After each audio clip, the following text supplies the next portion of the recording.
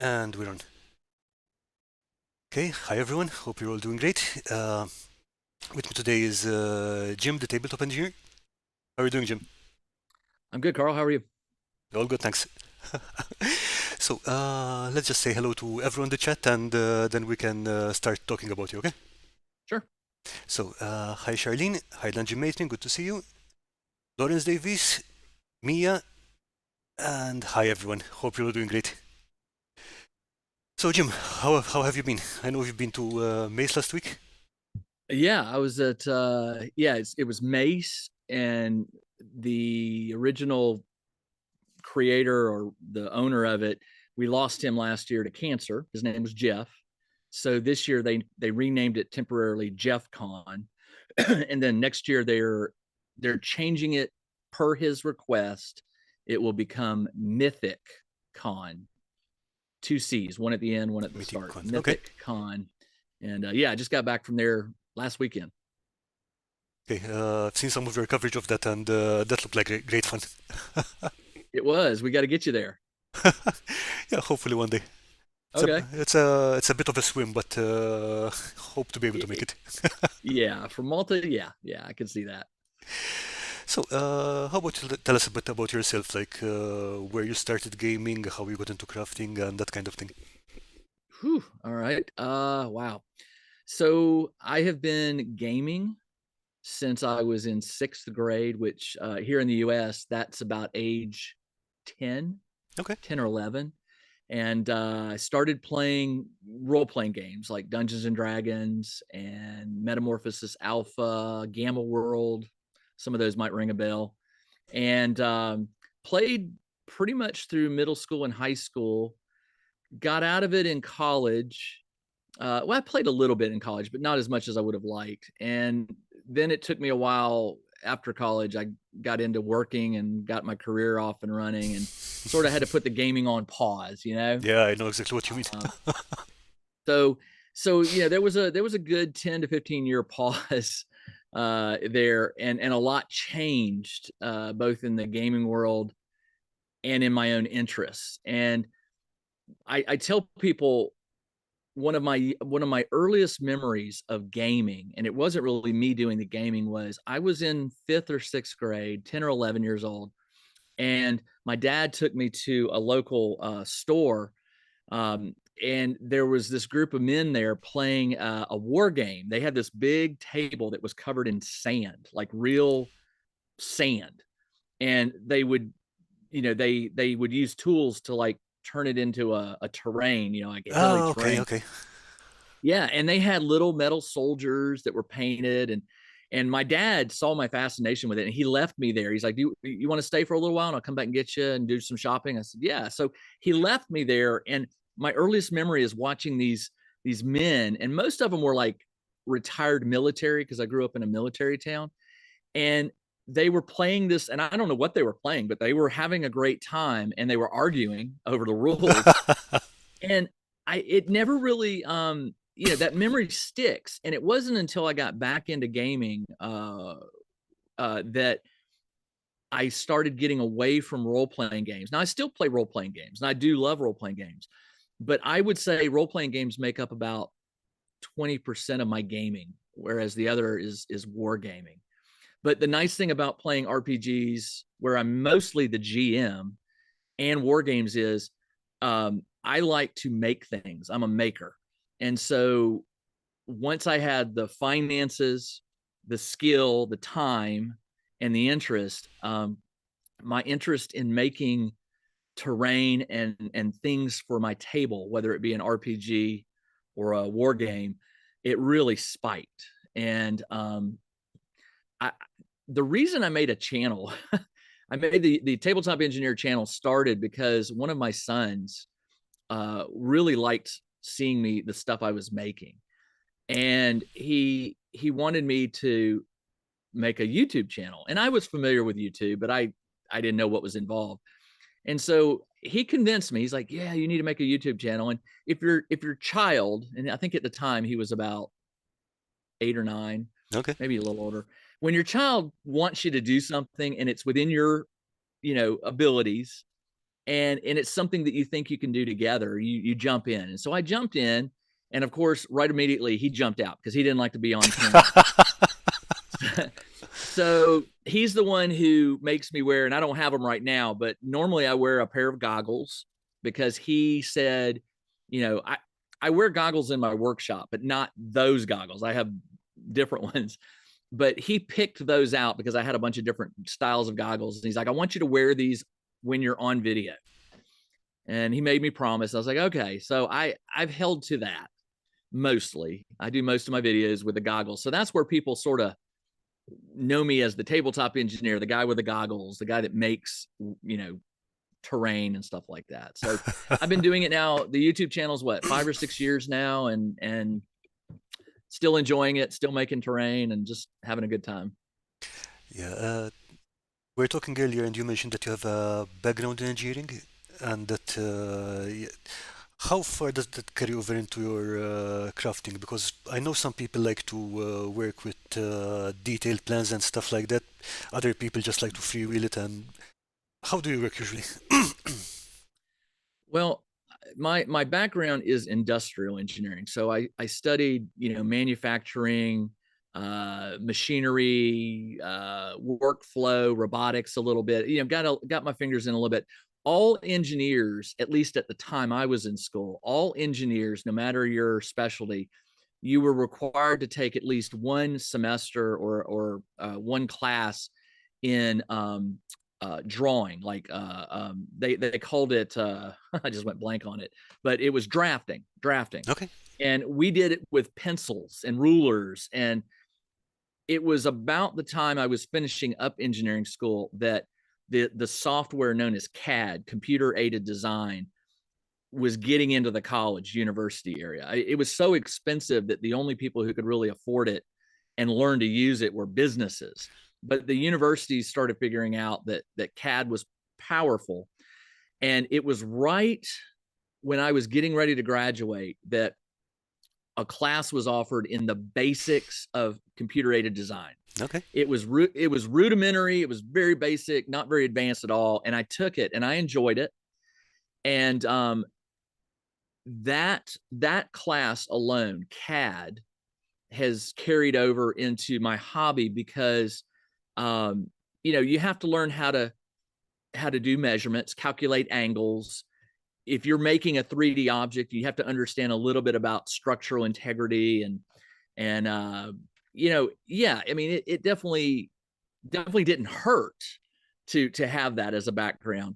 Now, that kind of engineering, you're usually designing machinery and big buildings and Hmm. things like that. So, you know, everything I do is a smaller scale, but the software is the same. I do a lot of CAD work now whenever I'm making something like this is Okay. just a 3D, this is a laser cut.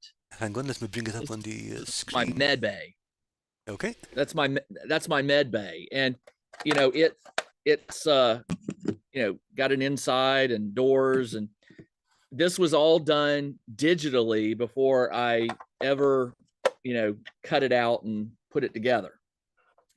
And this is another one that was done. It was it's like this is when I call this a plasma generator.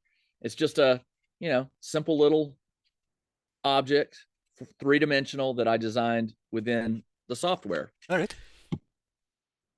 So yeah, to answer your question, the engineering degree didn't hurt, and the classes I took and the things I studied, you know, there's a little bit of that in my stuff. Yeah, I think I did technical drawing for about 5 years back in the Wow. 90s. It was super interesting, and again, with the pencils and the protectors and the drawing board. But that's one thing I'm still not able to do, like sit down and plan out a build on paper before I actually start building it. You know, a lot of crafters I know, they just sit in at the table and they start cutting and Yeah, gluing. And I listen, I'm guilty. I've done that too. But when it's going to be something more complex, fair enough. Yeah. uh, I have to have a game plan, something either on paper or on screen that I can reference for sizes and angles and things like that. So Okay, so 1 second. Let's see. High scatter terrain, Terraintronics, Questboard Terrain, hello. And Palpatelia, thanks for joining us. So, yeah, and you also got. Oh, hi, Cross. So you also got into manufacturing with laser cut stuff and so on. How did that start? Was the did the gaming terrain come first, or did that come first? How? The laser came last. I was looking. I was a technical writer for 12 or 13 years. I got an engineering degree, and I also paired it with an English degree with a specialty in technical writing. So I always forget to tell you that I do have a secondary degree in English where I took a lot of writing courses, and I did that for a long time. And I got tired of it. I got tired of writing technology books because you have to constantly keep up with the newest, latest, greatest technology. Oh yeah, for sure. And I don't have a problem with that, but then writing about it got tedious. So I started thinking about getting out of it, and I was like, what would I want to do? And it was about this time that there was a Kickstarter for a laser, a small hobby laser called the Glowforge. And I managed to convince one of my publishers to buy the laser for me if I would write a book on it. And yeah, so that's how it worked. You pitch an idea to a publisher. You're like, hey, how about a book on on the basics of using a laser cutter? Okay. And they're like, you would do this? And I'm like, I would do this for you, but I don't have a laser cutter. And so they bought the laser cutter for me. And the agreement was after the book was done, I got to keep the laser cutter. And what was really interesting was this was before COVID, probably around 2013, 2014. Trying to remember. Anyway, I got the Glowforge. I started learning it. I started writing. And at about that time, the publisher got bought by another publisher. And they did a review of all the contracts, the book contracts. And they just started picking the ones that they felt were going to sell the most books.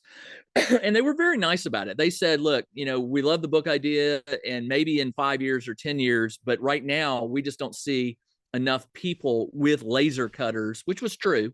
It was kind of before its time, kind of thing, yeah? It was well before its time. And so they said, we'll keep in touch, and, let's move on to the next book. And I did. I moved on to whatever book came after that. But the Glowforge, I continued to have it, and I started playing with it in my hobby area, like cutting tokens and just the most simple of things. And then I really fell down the rabbit hole, and I started seeing the potential that a laser could have for a business. Okay. Here, I live in a big city. I live in Atlanta, and there's a lot of opportunity for custom stuff that businesses want you to engrave or make or whatever. And I just felt like it was a good risk. So I bought an industrial, a big laser. Okay. And sure enough, within 30 days of my laser arriving at my house, the Glowforge died. Oh. It just died. So it was good timing. And and then, of course, once I got the industrial laser, which is much faster, much more power, it can cut through thicker things. It can do things more complex things. I mean, I just immediately, not only was I doing a business, but I was, doing stuff like this, trying to figure out how I could leverage it to make my tabletop terrain look more accurate and more professional looking. All right. And I'm not saying that handmade stuff isn't professional looking. I still do a lot of handmade terrain. When I do sci-fi terrain, I kind of like it to look as crisp. Sci-fi, yeah, exactly. Yeah. So yeah, that is I currently have a business. I do a laser business. I call it on the side because it sort of flipped. It was my primary business, and all the writing and gaming and videos were sort of the side gig.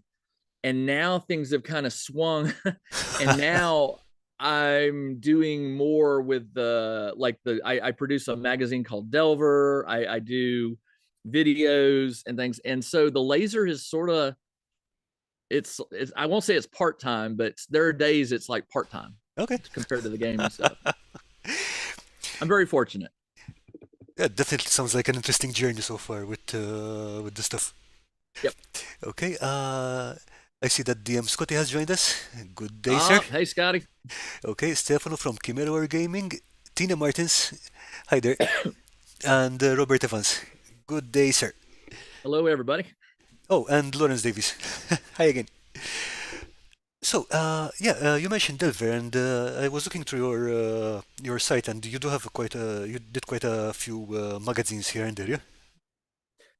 Uh, yeah, I couldn't tell you how many I'm up to. I think it's more than 10, less than 30. I don't,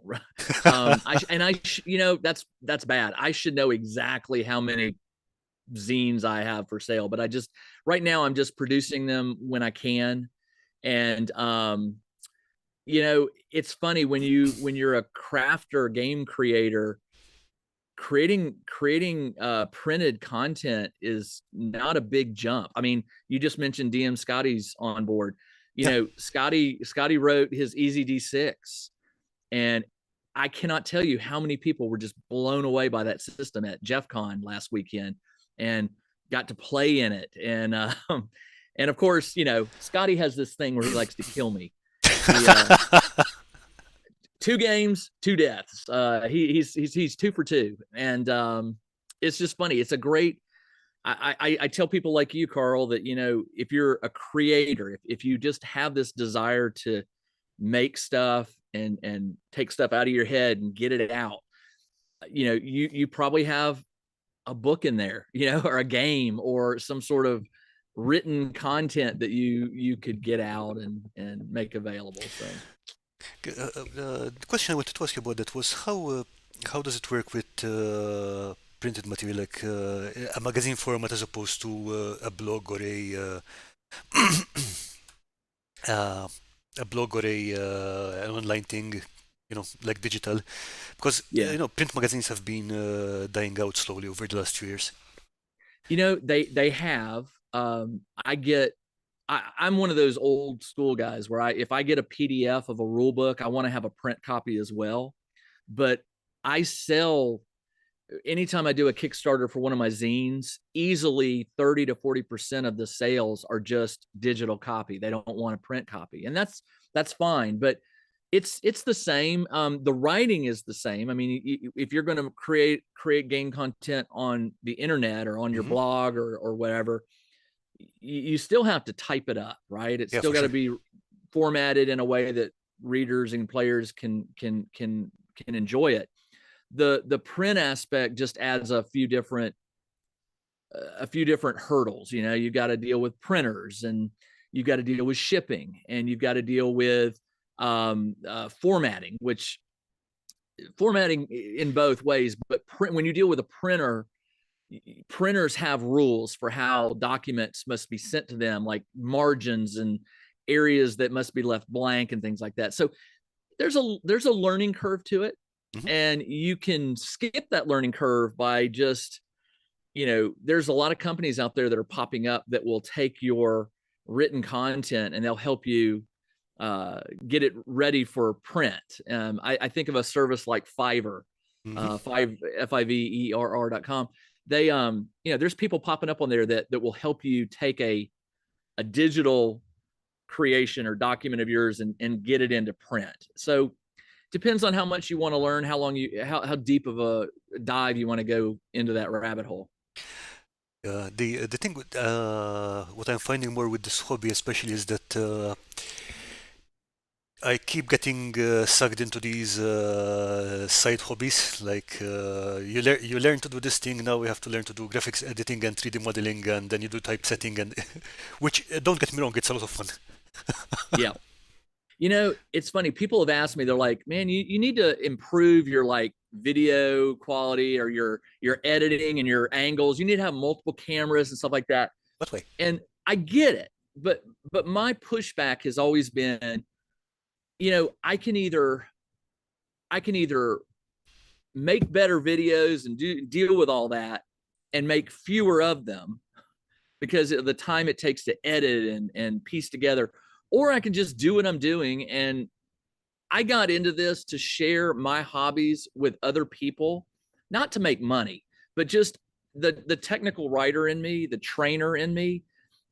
It's second nature for me to document everything I do. Yeah, I was I going to mean, say if I make you've got an instinct for documentation, yeah. I, and it doesn't necessarily have to be professionally presented. I just need to get it out there, and off my chest or out of my head so I can move on to the next project. Yeah, the thing, what I was going to say is that, for example, your Tabletop Engineer Plays channel is very good at explaining how the games run and so on, which it's perfect documented, and you do not need great cinematography for that. The videos look fine, but you Yeah, don't.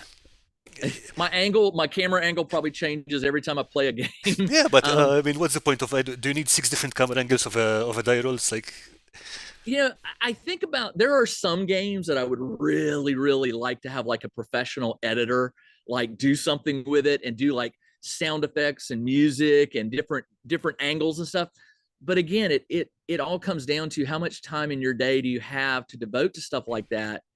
I have exactly. two kids. I have two kids. They're still in school, and I have my hobbies and my work.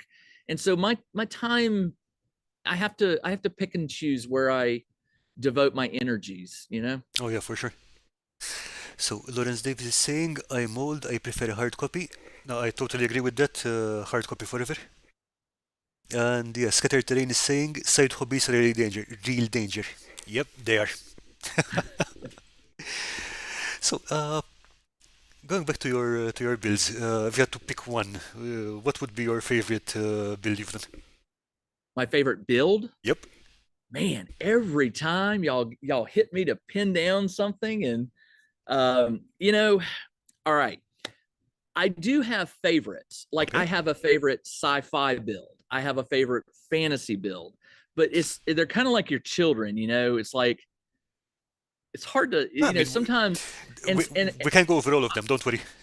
my favorite fantasy build, I've got it in my hand. It's small, but it's part of a series that I did. It was a goblin terrain, like what goblins would do to, you know, have a fortress or whatever. Yeah, I And remember that series. I have a what's that? I said I remember that series. That looked great. This is my favorite goblin piece because it was my first goblin piece, but it's also it's so small, and it it just makes me smile every time I see it, because to me it's perfect. It doesn't lack anything. It doesn't need anything more. It doesn't need anything. I didn't overdo it. The paint job turned out the way I wanted. And I've done towers, big goblin towers. I've done big goblin like battlements. But this one is still, it's still my pride and joy for the fantasy stuff.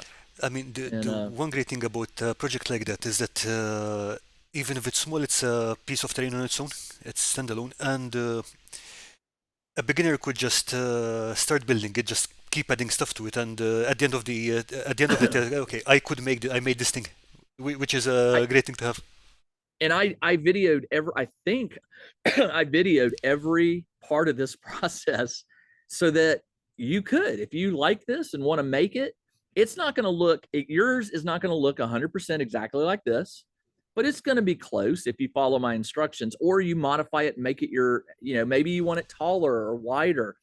But yeah, when I made this and finished it, I was very pleased with it. Not just the item, but the video, because I made it, I put it out there, and now anyone who wants to make one like that can do it.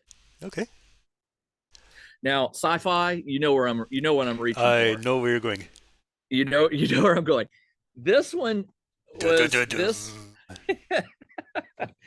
um this one's my favorite just because it's the biggest project I think I undertook.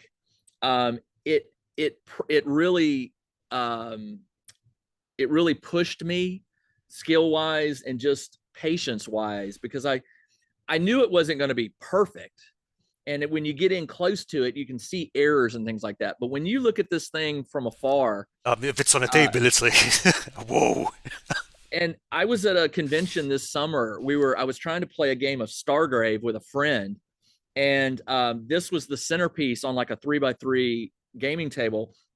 And we were trying to play Stargrave, and we couldn't get the game started because people kept coming up to the table and they wanted to see it or touch it or hold it, pick it up, and we just gave up. We just said, you know what, we'll play later. And so we sat there and we answered questions about like Stargrave, and I answered questions about like, crafting. People were shocked that I videoed this. They're like, well, man, I wish I could make something like that. I'm like, go to my channel and I've got a 5 or 6 part video series where I show you how to make this. And so yeah, I was very pleased with this in the sense that it can also be duplicated. People could follow along and make this.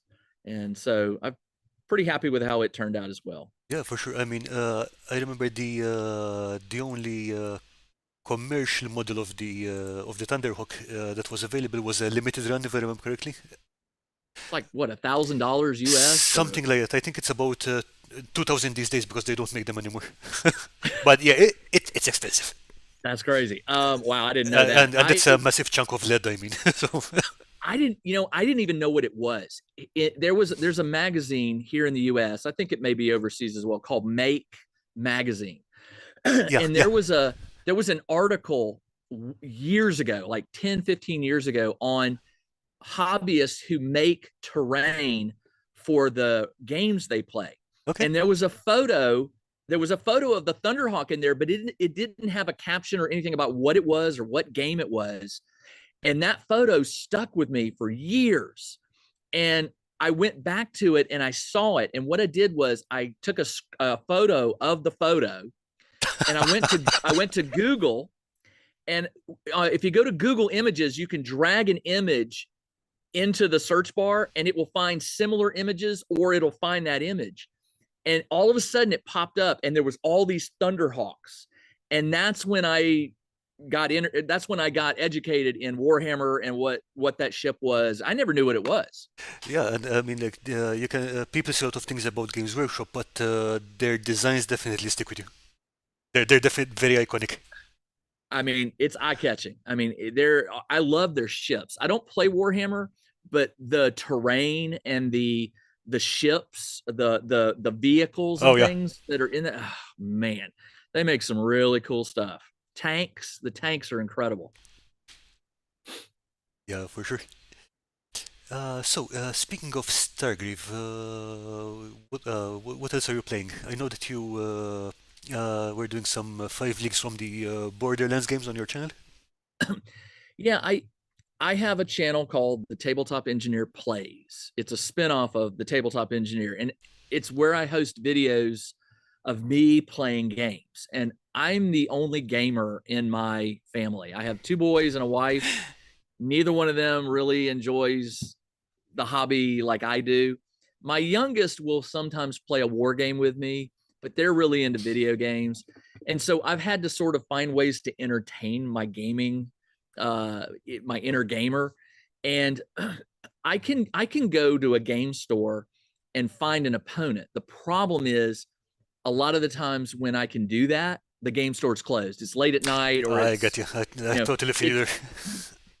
So I started researching and looking into solo war games, and it's a rabbit hole. I mean, you can really go crazy with it. I love to play 5 Parsecs, which is a science fiction version of 5 Leagues from the Borderlands. What's funny is I have hot and warm moments. Like one week I'll be really into 5 Parsecs, and then another week I'll be really into 5 Leagues or whatever. I try to play everything sort of consistently and release videos on a regular basis, and I fail spectacularly. I haven't done a 5 Leagues video in probably over a month. So I do have one coming out this coming week, which here in the US is going to be Thanksgiving weekend, or Thanksgiving is on Thursday and then the weekend. So, I do have one coming out, but it's hard. I play a lot of games, and it's hard to be consistent in what I'm to give playing. them equal time. Time. Yeah, but at the same time, one of the great things about soloing is that you can be like, today I want to play this one, and you didn't Yep. have to schedule time with anyone or whatever, so no Well, one's stopping you. I'll look at my time and say, okay, I have an hour. Well, I can't play a game of 5 parsecs in 1 hour. Just setting it up takes 20, 30 minutes.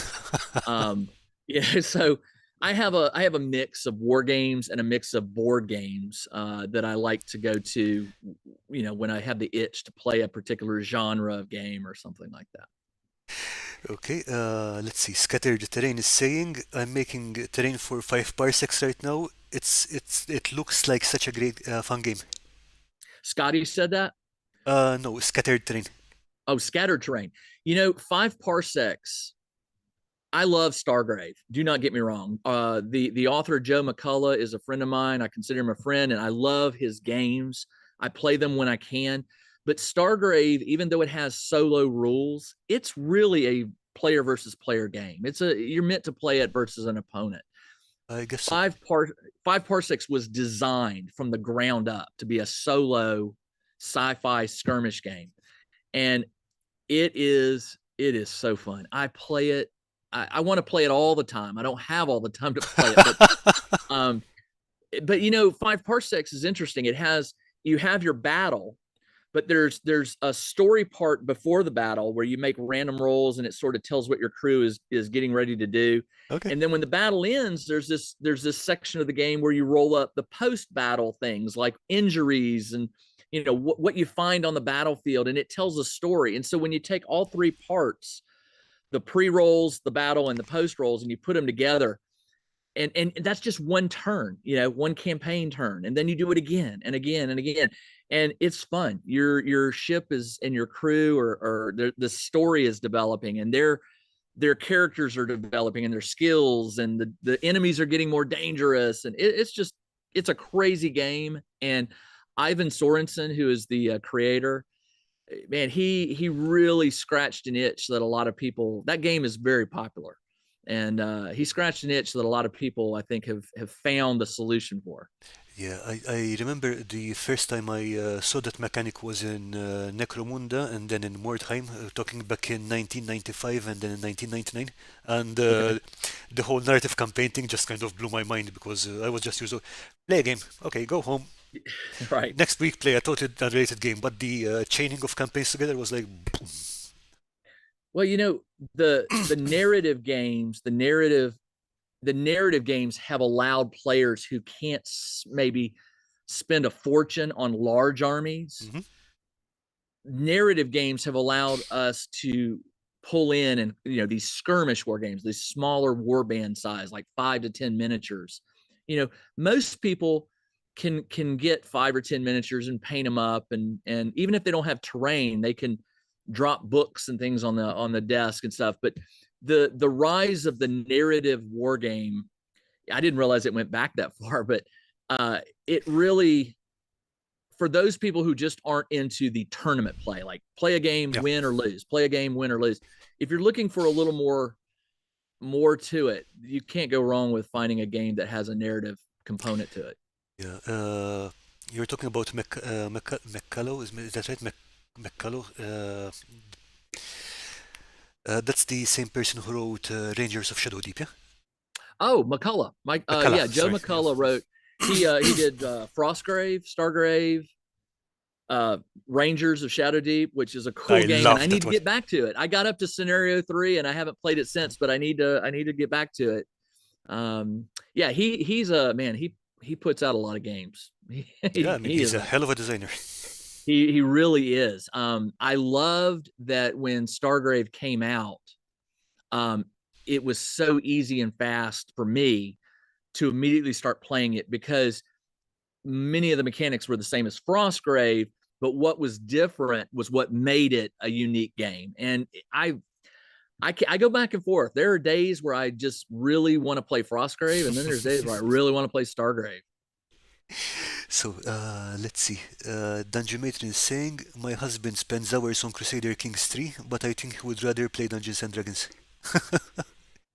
You Yeah, know, yeah. I again, mean, the problem is getting all the people together all the time.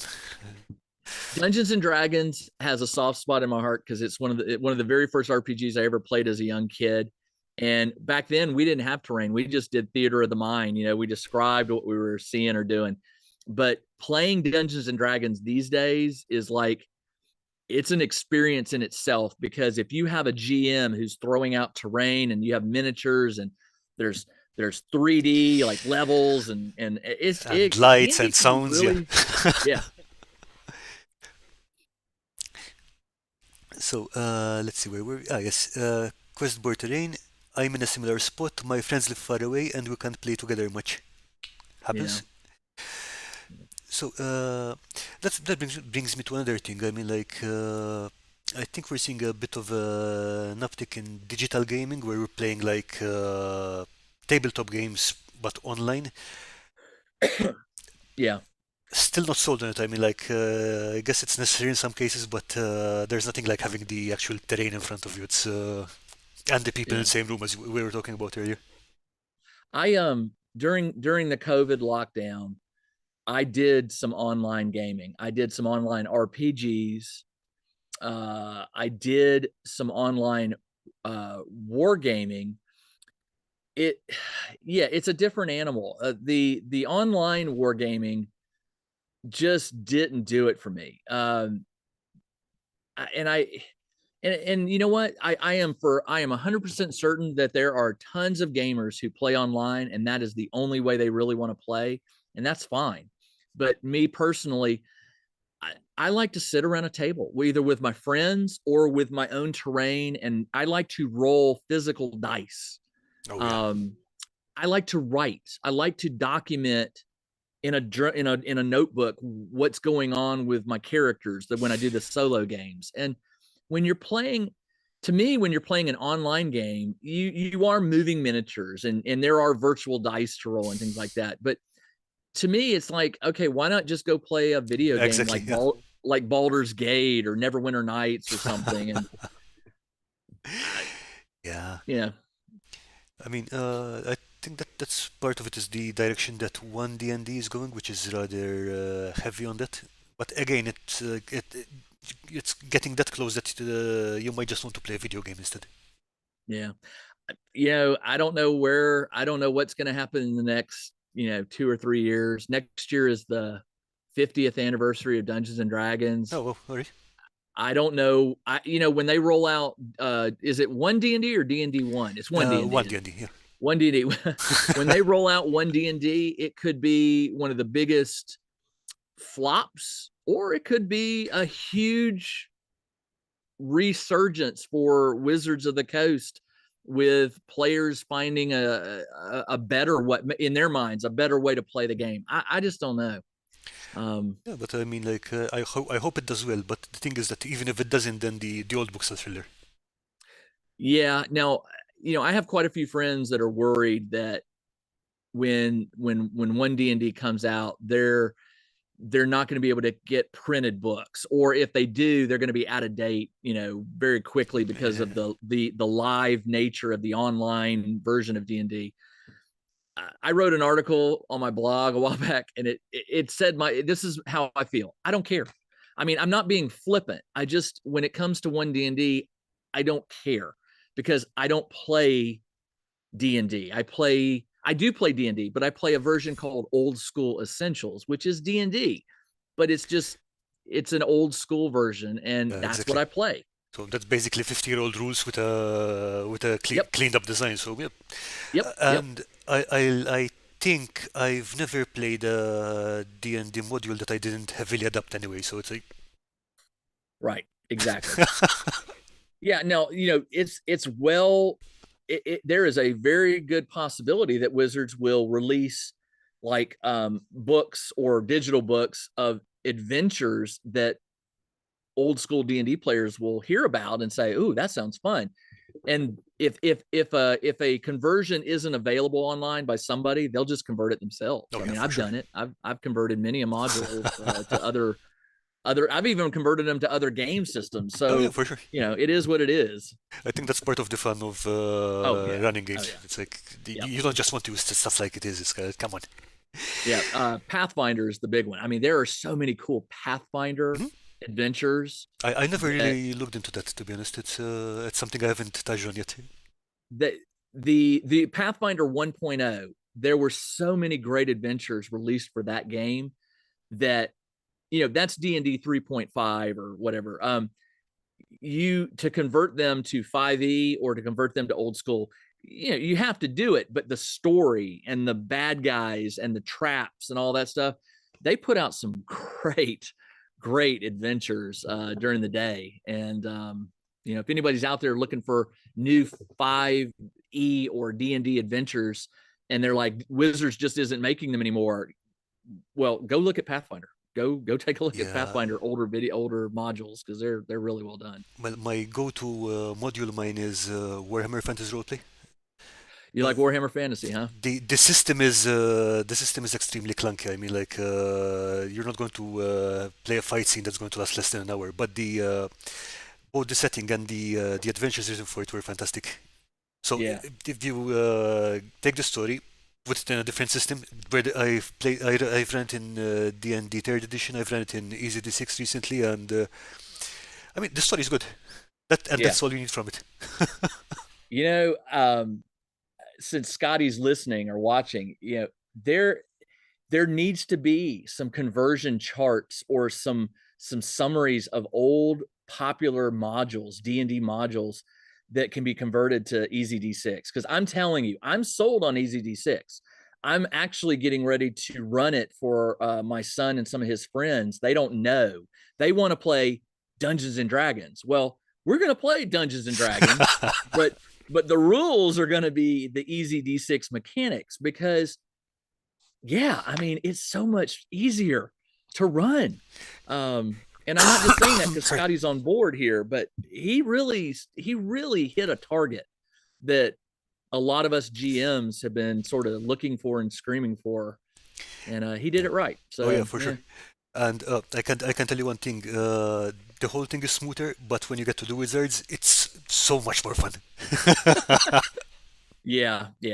And like I said, Scotty likes to, Scotty can run a hard game, and you can die very easily, or or if that's not your style of gaming, the Easy D6 system lets you make it easy. It's very customizable. Yeah. So let's see. 1 second. Yes. Palpatelia. I started a campaign of 5 parsecs without my own ship, so I'm stuck on the starting planet until I got enough money for a ship to flee. Oh wow, he went old school like that. I don't think that was an option. I mean, that's not. He chose that because in the book you roll for a starting starship, or maybe he may be right. Maybe one of the options was. I don't have the rule book with me, but I didn't realize that maybe one of the options is you don't have a ship. That's kind of crazy because ships aren't cheap. I can imagine. You have a crew, but no ship. That's kind of funny. Well, I hope you get your ship soon. I hope you can save up the money and get yourself a ship and get off planet soon. Now that I'm thinking about it, it's like you can get lots of campaign ideas from that. Like, why do you have a crew and no ship? Did something happen to your ship? Was it stolen? Was it impounded? Kind of thing. Yeah. Yeah. Well, I mean, realistically, in the game, when you're traveling between planet and planet, there are things that can happen where you can lose your ship. Ooh. And I never really thought about that. I mean, I keep my ship upkeep. I pay it, and I pay the repairs and the fuel and all that. But I don't want to lose my ship. That's a surefire way to get trapped on a planet where all your battles are going to be really different. You have rivals that are just constantly breathing down your neck, and got to be able to get away. All right. Funny how something like that, just that particular detail, just opens up this whole can of worms.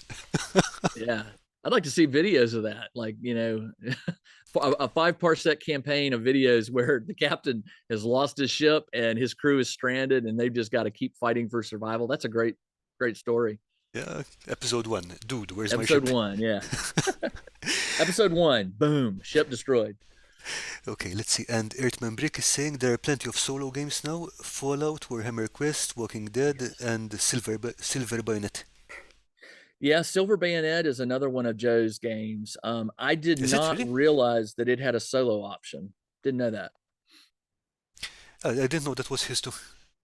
Yep, it's his. Yeah, Silver Bayonet was Joe. It's got the same D20 mechanic as Stargrave and Frostgrave, but it has a really interesting mechanic for the muskets when you fire them. And of course there's a supernatural element to it with like werewolves Oh yeah. and yeah. So yeah, that's one of his. All right. I'm surprised. I mean, like, they make so many games, and they mostly seem to be like the top of the good bad scale. It's like, yeah, it's good to see that. You know, there are games that I don't want to play, but I'll meet people who absolutely love that game. And so it just tells you that I don't think there's I don't think there's any really bad game. Maybe there are, but I think the games I love, I have met people who go, "Man, I hate that game." And and then there's games where I see people playing them every Saturday at the gaming store that I go. If I go to the gaming store on a Saturday, there's somebody playing it, and I'm like, that is just not for me. But they love it, and so you got to find a game you enjoy or Yeah. games, No, and totally agree with that because I think one of my earliest wargaming memories is seeing these two gentlemen play a Napoleonic war game. I don't even remember what it was, but it was something in 2 millimeter, 2 millimeter in scale. how many millimeters? 2 millimeter scale, where you got a battalion is like that big.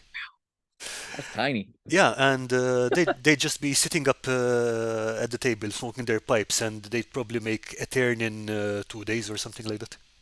I've seen games like that. Yeah. It's not for me, but they were definitely enjoying it. Yeah. A lot of historical games. I'm not really into historicals. I'll watch them. I like to watch historical games being played. I don't play them myself. Um, but I like to watch the 15 millimeter historical games. Oh yeah, okay. I think because you can get so much more terrain on a tabletop when because it's smaller and they're playing these battles that are, if it was real, it'd be a half a mile or whatever, 100 kilometers, like it's just crazy. uh when you look at it, but here it is on a table, and they're and when they move them like an inch, and they just moved. It's just, the scale gets me. It makes me laugh. Yeah, that's one of the reasons this year I started to downscale my wargaming terrain.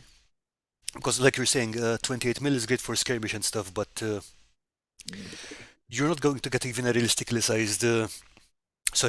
scaled tower in 28 millimeter that's going to fit in your house. Yeah, yeah, yeah. There was a convention this summer called Southern Fried, and there was a guy there that was playing a modern warfare uh tabletop game, and I want to say it was 32 millimeter. I'm pretty sure it was 32. The buildings and the cars were just bigger, and but he had the biggest table, but you had to like walk around to the table to reach the things you wanted to manipulate. And I was like, good for you, man. That's a big game. It's important to get those 10,000 steps. Yeah, exactly. Exactly. Okay, picked some minis, hoping to do some weird west soon. Oh, that's interesting. Yeah. Fantasy westerns. You know, I do like fantasy westerns. I'm playing one called Shadows of Brimstone, which is a supernatural western, Okay. cowboys and bad guys. But a friend of mine, Eric, plays I just went blank on it. Hold on. He plays just went blank on it. Dracula's America. It's in America. It's the western, it's a western, but it's very supernatural.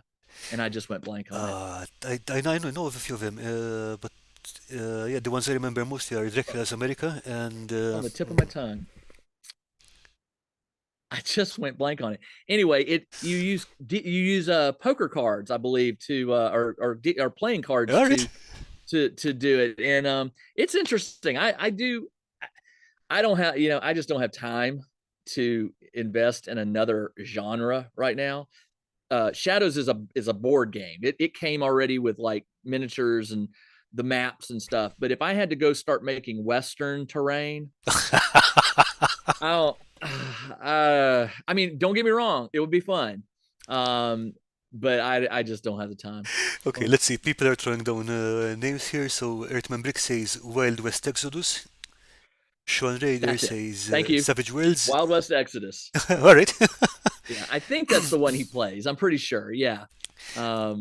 Okay, Yeah, and that's it. Wild yeah. West Exodus. But Eric if plays it's that. not, we've got more tips for Western games. So we've got Scatter Terrain saying Deadwood, and Lawrence Davies saying Malifaux. Malifaux, yeah, it's not Malifaux that he plays. It's the old school, or it's the Exodus game. Yeah, that's the one. So Okay, and Campaign Terrain saying my brother used to have a train setup where you have to crawl under the table and pop up in the middle to reach everything. That would be way too big for a gaming table. Hmm. On the other hand, I think that would be a fantastic setup if you play dwarves. You know, you can just tunnel under the table and show up on the other side. yeah, a donut table where the players are in the center and you play in a circle. That's Like kind of interesting. a siege kind of thing. Right. That's wow. I mean, that would take a lot of space, but you could do it. You could do it. That's funny. I like that idea. Okay, so in a few minutes we can jump in and have a look at the community showcase on Discord. Sure. Just 1 second, let me post the link again for everyone. So, going back, so what are your plans now for future builds or stuff like that, if you can share them? Yeah, no, I can.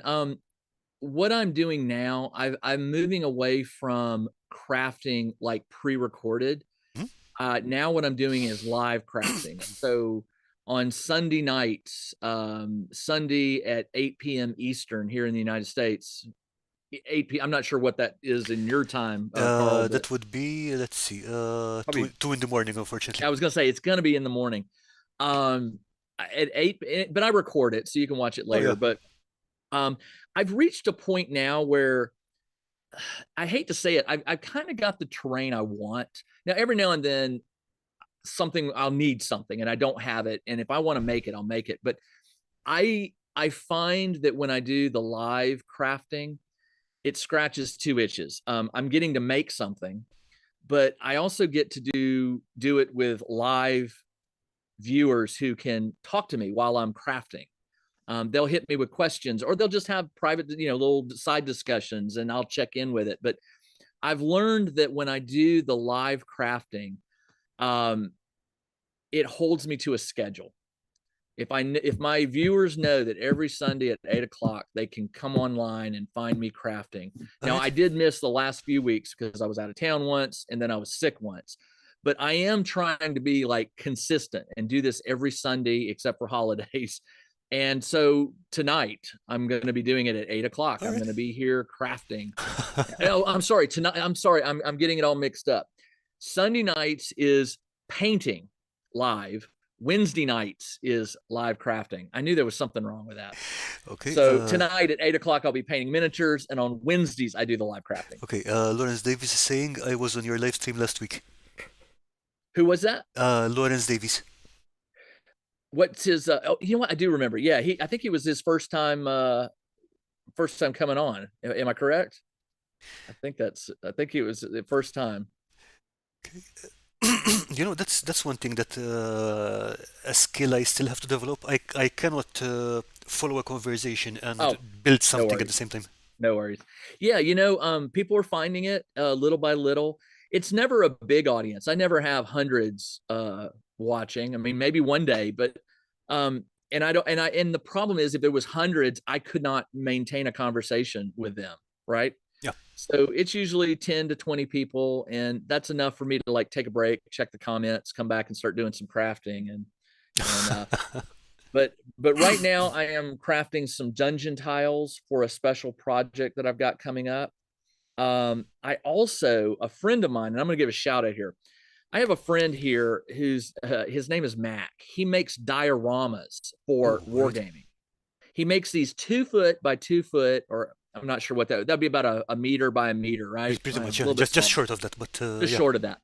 But he doesn't make he does make terrain, but everything is glued down, and he makes these incredible dioramas. and I don't know where he stores them, but he does them and they're incredible, and it's inspired me because I think I want to start doing dioramas. Yeah, I Um, love looking at them. I mean, like there isn't a diorama I've seen that isn't a piece of art. But the thing is, again, like you said, where do you store them? storage is tricky.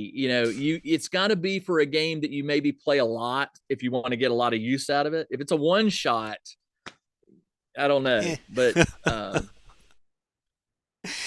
Okay, Lawrence is saying yes, it was his first time on the stream. yeah, I remember Lawrence. Yeah. Yeah.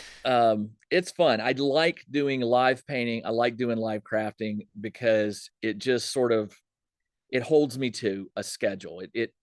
I know that people are relying on me to get online and like you doing this for 4 p.m. stream. People know what to expect, and you hate to let them down. So Oh yeah, for uh, sure. with my busy schedule, I like to have a commitment to stick to. Yeah, I mean, you've got the consistency thing because you've got the schedule there. And what I found recently is that we've been doing a lot of crafting challenges, Mhm. and I'm finding that useful to like get outside of the like. Usually, I build things this way, and I build things this way, and I build things this way. Right. So it's been nice to get out of that mindset. Yeah, So yeah. try different things. Yeah, I agree with that. I do a lot of the same. Everybody sort of develops a style or a sort of a way that they like to build Yeah, things, and yeah. it can be hard to break out of that. But I try to do new things and learn new things. So Okay, so shall we have a look at what's in Discord? yeah, let's take a look at what they're submitting. Okay, let's see what you guys have been up to. Okay, first up is Lawrence Davies. I do remember Lawrence was sharing this. He made these out of foam. Yep, And look at the tops of the columns. the stone ones or the ones with The the stone ones on fires? the Okay, left and the yeah. right. Yeah, the one I love those. They're like capstones on the top, and I was like, what are these? And he said it's foam, and I like it. I like the painting. I like the shading on it. I just I thought, man, those columns look really really good. Oh yeah, for sure. And he was doing this as part of a build we're doing for a challenge. Oh, is that like an altar or something? Yeah, yeah, I think an altar with some chains, skulls, very good Grizzly. blood effect. Yeah. I like it. I like the skulls. The skulls are a nice touch. It's sort of yeah, Uh, if I definitely. if I remember correctly, he had mentioned that they're from some Dollar Tree skeletons. So it's like the cheap plastic skeletons you find, the skeleton toys. Yeah, yeah, yep.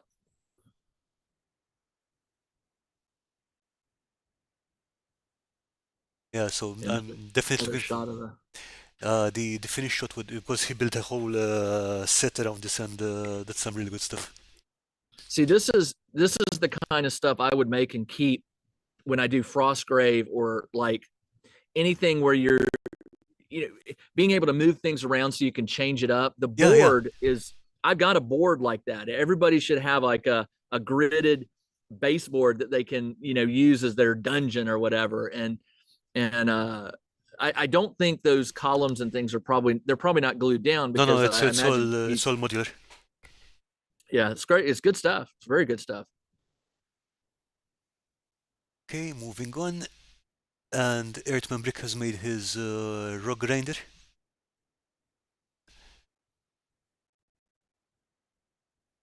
Ooh, is that what is that, clay or cast? I think it's cast milliput, white milliput. Oh, there it is. Yeah. Oh, that's neat. I like that. Yeah, he does a lot of scratch building, especially for 40k orcs. Yeah. Yeah. Look at the details around the circles, the base circles and stuff. Man. Yeah, the thing, if I remember correct, these were the base for it was literally miniature bases, Oh, but just stack them up like that. stacked up, and then they've got details in card, if I remember correctly. Yeah, I like it. Yeah, that's a good use of good use of material right there. I Oh, like yeah. the I just like the detail. I like all the little bumps and stuff that he's painted there. That's cool. Yeah, Steve is really good at building this kind of thing. Yeah, I like it.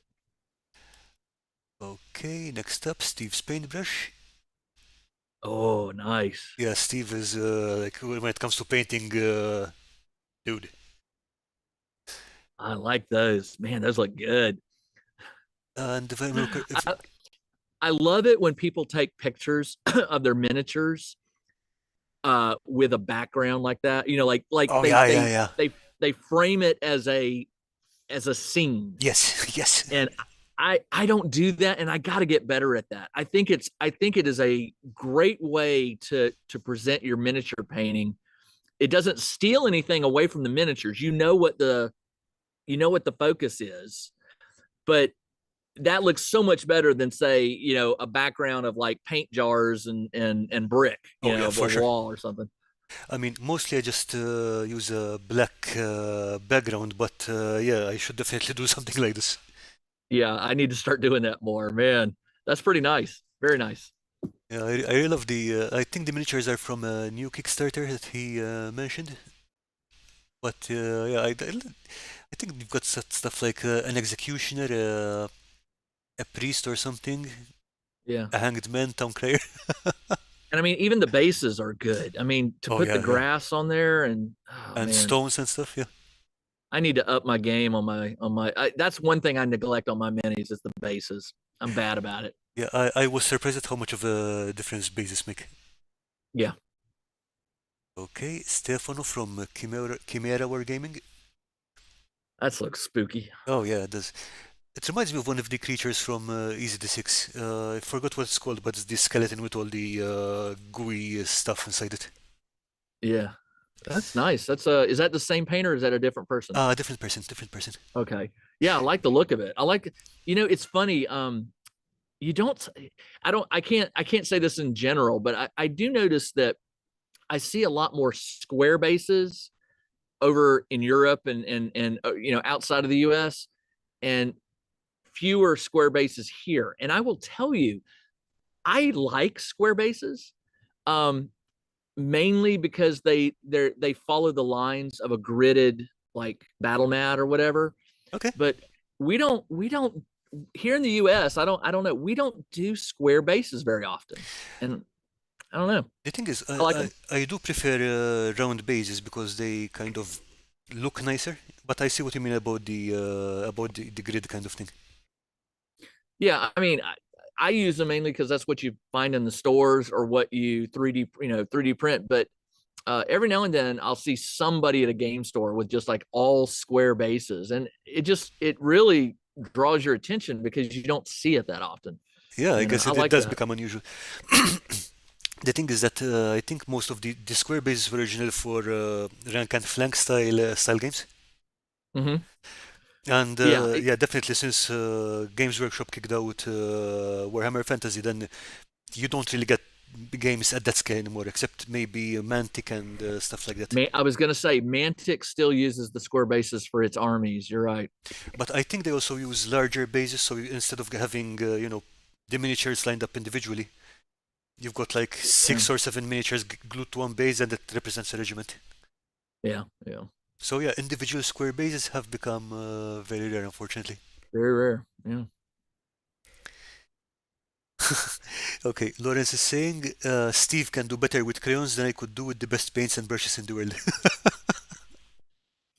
Yeah, I recognize my inability to paint at the level of some of these folks. And that's okay. I don't choose to spend my time trying to increase my painting skills. I could, but I'd have to sacrifice time Oh elsewhere. yeah, true. It's always a trade-off. One thing with this one though from Stefan was the use of texture because it's not a very complex paint job, but it's got tons of texture in it. Yeah, that clothing is Yeah. messed up. So let's see. Okay, this one is from Martin Palpatelia, and yeah, we've been following the build-up of this, and oh, Oh, it's a video. yep. Nice. Let me see if I can get this to full screen.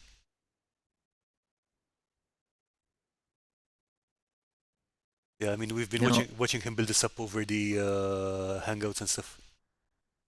that's handcrafted, right? That's not cast or anything. No, that's if I remember correctly, that's so not very correctly. It's mostly uh, twigs and stuff like that, and That's what it looks like. That's really well done. so Wow. what he was doing is also using green stuff to fill in parts around the joints and Yep. things like that. But yeah, I mean he's been doing some beautiful work with that. You know, I've met a few people that make custom miniatures. You know, they hand make miniatures, and that's really slick. I love that. Wow. I mean, to work at that scale, ugh, that's tough. Yeah, and this one is pretty big. I think it's a big chunky guy. But Okay. yeah, any scale you build that in, that's fantastic. Mm, And the thing is that I think he only started these scratch builds a couple of years ago at most. mm, I don't think even I don't think it's even 2 years. mm. So he really took to it like whoop. Yeah. That's devotion to a project. Okay, speaking of devotion to a project, Tina Martins is building Hogwarts. Oh yeah. Yeah, I see it. I don't know what is the what is the top of the tower made from? That's a bunch of cone sections that she cut from foam and stacked on top Oh, of each other. there it is. Okay. Oh So, yeah, okay, now I see it. so, Wow. so That's this is where she was putting on the shingles. you know, I will say this. Anytime I see somebody making an attempt to do a castle, you know, or spires and stuff, go for it. I can't do it. I can't visualize for some reason. But the minute I saw it, I knew what she's going for. But that's really well done. I cannot. I just don't do spires and cones and tall castle type thing. I don't know why. I can't visualize it very well. Very good. I like that. Yeah. That's neat. That's one, two, three. That's like five sections of foam there. One, two, three, four, about four, yeah. Yeah. Wow. And individual shingles. And I know that's time consuming. Oh yeah, Whew. for sure. So she's saying that she finished shingling the round tower, Yeah. and she's got Can you go back to, can you, of course. oh, look at Oh, that. sorry. That's nice. Which one? Oh, no, that's fine. Oh, I like that. Yeah. Like archways and things. I just, to me, that is so classical for games. I mean, it just, whether you're doing dwarf or elf or whatever, I love that. That's gonna look really. Is she gonna do the tiling, like the brickwork on that entire thing? I think so because she's got some bricks here on the desk by the mouse, and Man, the that's side all. here looks. But I really That's love gonna the look. like you said, I really love that layering that's going on. Yeah, I do. I do. It's three dimensional. It has depth and it doesn't look like flat. It's definitely been hand built and that's nice. That's really nice. Yeah, for sure. I mean, Tina's an absolute legend at this, and I think she's going for two different styles here. For example, the bricks here are hand drawn, Okay.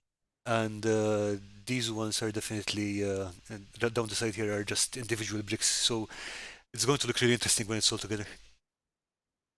It's gonna be nice. A scale is hard to tell. I mean, it looks like it might be, you know, I don't know, half a meter tall, maybe. I think it might be slightly larger than that because Oh, wow. I forgot what size she mentioned exactly, but I think it's about 2 meters along one dimension, if I remember correctly. 2 meters. Yeah, but I mean the whole table thingy. Oh, okay. Okay. Wow. Whew. Okay. That's hmm. Okay, so this is the Oh, nice. this is the That's that. skin of the tower before she wrapped it on the Yeah. thing. Did she wrap it or is that like all the bricks laid out? No, it's a single sheet of foam that's been had the bricks drawn on by hand. Wow. And That's a lot of time right there. oh yeah, Woo. yeah, I can tell you it is. And then she wrapped it around a tube. Man, that's cool. Yeah, that's a lot of work. Okay, and that's another one coming up there. Yeah. That's some beautiful stuff. Yeah, it's gonna look good when it's finished. I mean, everything. I can see. I've gotten better at seeing what things are gonna sort of where they're going. Ah, You there you go. yeah. Look at that. Oh wow, that is time consuming. Ooh, but again, once it's painted and once it's got the grooves and the shadows and stuff, it's gonna look nice. Oh yeah, for sure. That's some beautiful work. I'm looking forward to see how the clock comes out because I think there's going to be some pretty intricate detail there. Yeah. Huh. Okay, Meredith from Scattered Terrain. Oh no, that's nice. That's sci-fi-ish? Oh yeah. I like that. I saw one below it. It looks like it's lit up. Yep. Oh, that is really nice. I like that. What is the interior lit piece? Is it just some sort of LED stick or something? Or uh, I think if I'm correct, that's a glue stick. and then it's lit from the bottom. Yeah, I mean, I think she's using the glue stick as a diffuser if I understood correctly. Oh wow, that's a cool idea. I've never thought about that. I mean, it looks brilliant. It does. I I mean, love LEDs on a sci-fi table. I think they just they just make everything look better. Very cool. Oh yeah, yeah. Look at that. So I like it. Like it. Perfect. That's awesome. I mean, and just the lighting, even if it's unpainted or whatever, it looks fantastic. Yeah. Well, even unlit, if it's just during the daytime, it looks very Grungy and stuff. beat Yeah, up and yeah. very industrial. Yeah, I like it. Huh. Okay, all right. And here we have, I think she had started these off as bridges, but then they can be used as walls or barriers or what have you. So this is a very flexible piece. Yeah. No, those look good. Yeah, sci-fi. I mean, sci-fi. You can do so much with like materials like that. The mesh and yeah, those are good. I thought they were sort of like walkways, like like a bridge, but a walkway. That's what they look like. But then I guess you're right. When you stand them up, Yeah, they can be both. they could be barricades. Yeah. Oh, ooh, what are we looking at here? Mm-mm. Oh, barrels of or tanks of goo, I guess. Yeah, like if you painted, well, I would, I don't, it could be coal, but if you paint the stuff like some sort of neon green, you'd have like radioactive Oh yeah, material or yeah. tanks of it or whatever. It's nice use of texture. I like it. Yeah, hot glue, I guess. Yeah. Yeah, yeah. That's what it looks like to me, but who knows? Maybe it's got some mixed in junk, like bits and pieces. Okay. Yeah. Meredith is saying that they were the ones above were walkways originally. Okay, Okay, and I know where we're going here. yep. Cans always make good tanks, storage tanks. For sure. Yeah, this is going to be nice. Okay, those are some nice pieces of rebuilder. Yeah. Yeah, aluminum cans are one of those things that you need to decide if you're going to fill it with foam or something. Because I saw somebody at a game store, they had aluminum cans as like vertical tanks, Uh huh. and something happened. I don't know, something fell or tipped over on it, Of course, because and they're very the fragile. Yeah. aluminum just dented. Yeah, so All right. got to be careful with it. Okay, Evolution of Gaming is saying you can throw the Terminator in those. And Meredith is saying about the goopy stuff. That's hot glue and yarn. And hot glue and what? Yarn. Really? Uh, guess I can Oh, see it for the thinner strands. yeah. Okay. All right. Nice idea. That's an interesting way to create texture. I never thought about that. It works. Oh yeah. Oh yeah. Wow. Check out those What? textures. Yeah, that's some nice debris scatter terrain there, man. Look at that. I think Any apocalyptic. it's the rocket grinder thing with the Yep. yeah. Are there any other views of it? Yeah, there we go. That's cool. I love it. Love it, love it. Sci-fi debris is just you either do it right or it looks terrible. And that looks good. I could throw that on my table. It does. Oh yeah, nice view there. Yeah. Huh. Oh, okay. This is a good a game from Meredith from Scatter Terrain. That Greeble is Guns from the Dollar Tree. They make great consoles. Nice. Yeah. Dollar stores, great sources for junk. Okay, Steve, this is looking amazing. I like, yeah, that's good. It's very good. It's hard to get the dirt look. You know, if you do it right, you've done it right, and that looks good. Yeah. I mean, this does look The like it's been rust, and, ganged up and filled with yeah, mud and stuff like that. yep. Yeah, I still want to see one where Earthman Brick, if you're listening, I still want to see one where the where you have two goblins turning the roller with a hand crank. Yeah, Okay. Ooh, tiny spaceship. yeah, I think this is also that's bashed interesting. together from some toy parts, I think. Yeah, just very simple, but you can see it's a spaceship, Yeah.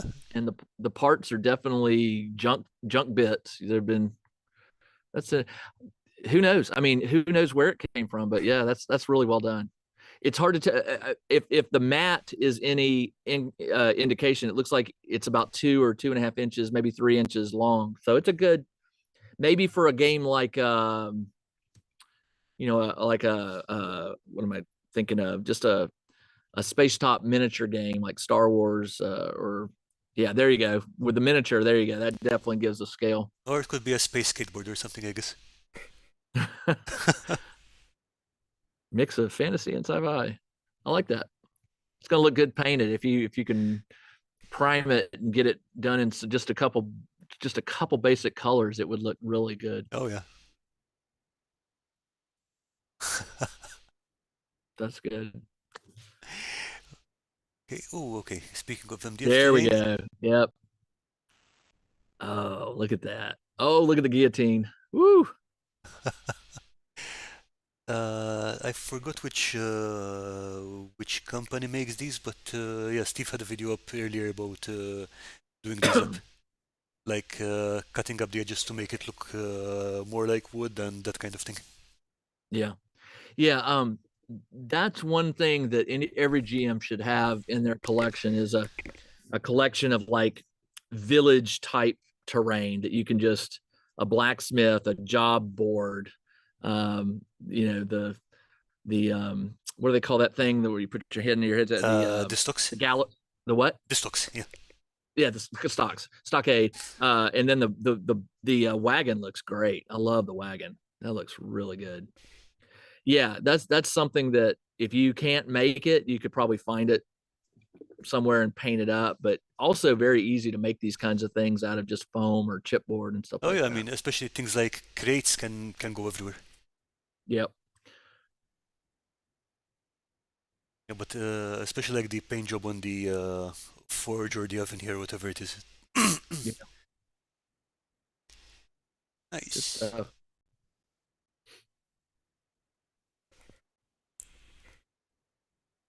Oh, I heard my first kid yell, "Dad!" They'll find me. They know where I am. They'll come running when they get hungry enough. They'll come running. Yeah, I hear footsteps up there. My wife's not home. She's at work today. So when I start hearing stomping upstairs, I'm like, Okay, yeah, so you're on daddy duty, so yeah. Those are great. You could almost make an entire video just like going down and looking at people's craft. I do it all the time. I get online, I Google, wagon, or fantasy D&D wagon, and I just look at what images and what terrain people have made and stuff, and it gives you good ideas. It's a Yeah, great inspiration. sometimes I'm not even looking for ideas, but I just go on either Tabletop Crafters Guild or the Foam Modelers Workshop, and I'm just, ah, Yeah. ah. Yeah, isn't it? I mean, the Tabletop Crafters Guild, we're somewhere a little under 50,000 members. Somewhere in that, yeah. Just think about 50,000 people, all who, I mean, if you're a member of the guild, I suspect that you probably at some point are crafting or making your own stuff. But just think about how much handmade terrain stuff is out there with with so many people. It's crazy. Yeah, and That's why I like going to conventions, just to see what people bring. yeah, and you know that's one of the I love the idea of that because I think the value of building something with your hands is getting lost. I mean, it's not just the skill; the interest is being lost mostly. But seeing that group of people just building things, that makes me happy. Yeah, it never gets old to watch videos of people, like, whether it's professional modelers or non-professional. When you watch somebody like cut and glue, and you're like, what are they? I especially like videos where I don't know what the end result's going to be. Like, they don't post in the thumbnail like All what right. it is, and so you start watching it and you're like, oh, what are they doing? And then by the time they're done, you're like, wow. I mean, there are so many YouTubers out there who make stuff that when you get to the end result, you're just like, man, how did they do that? I mean, crazy, crazy stuff. Hey, yeah, there we go. I just heard the door to the basement. Do. Um, it has been, this has been fun, Karl, and I'd love to do it again with you. I'd love chatting with you and Anytime you visiting want with to you. be, anytime you want to come back on, I'd be more than happy to have you. I would like to, is what I'd like to see is some of these crafts that we looked at. I'd like to see the final, the final versions, like when they're done. So I don't know. Okay. Maybe what we could schedule the next chat, and those people who had their stuff not quite done yet can remember to post it so I can see the. Okay. You know what what we can also do sometime is we can pick a challenge. I think the next one will be sorry. The current one is Let There Be Light, where we're building something which contains a light source of any kind, Okay. or is painting up to look like a light source. Okay. The next one should be Dangerous Scatter Terrain. Dangerous scatter terrain. Okay, so I like that. what we could do is you could come in when we're doing the going over the whole submissions. Yeah, I'd love to. Oh yeah, I'd love okay, to let's have. do that then. Yeah, that'd be fun. Okay, and Uh, you can take part two, obviously. I mean, it's not like yeah, it's good that we can work out this time difference thing, obviously, because I definitely have enjoyed visiting with you and chatting with you, and let's do it again. Let's do it again yeah, for sure. soon. The holidays are coming up. Things will get crazy, but since part of this is my job now, sort of my job, it's easy to make it, to tell my spouse or my kids, hey, I'm going to go do a video with somebody, and it's all part of work. But but yeah, thanks to all your viewers for their questions and sharing their terrain and stuff. It's fun. This hobby does not get old. No, Just it never does gets definitely old. isn't. And it's always a pleasure to meet people and get to hang out with them and stuff. So Yep. thanks again for joining us. Thanks for the invite, and definitely I'd love to come back and chat with you again. Okay, so like I said, let's talk about when we start the change and let's do it. And again, thanks everyone for watching and for the submissions in the showcase. We will not have a live next week, but we will have a live on the third with Garrett from the DMG Info. So we'll see you around then. Yep. Okay, have a great day, everyone, and thanks again, Jim. Bye. Bye. Karl, I'll talk to you soon, okay? Yeah, we'll do.